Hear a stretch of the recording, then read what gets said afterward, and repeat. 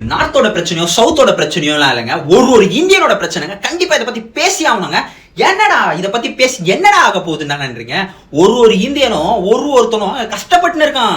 இது முஸ்லிம் கிறிஸ்டினோட பிரச்சனை கிடையாது. இந்தியன் இந்த நீட்டுக்கும் நம்மளுக்கும் இருக்க பிரச்சனை, அரசாங்கத்துக்கும் ஜென்சியோட பிரச்சனை, படிப்பு ஸ்டூடெண்ட்ஸோட பிரச்சனை.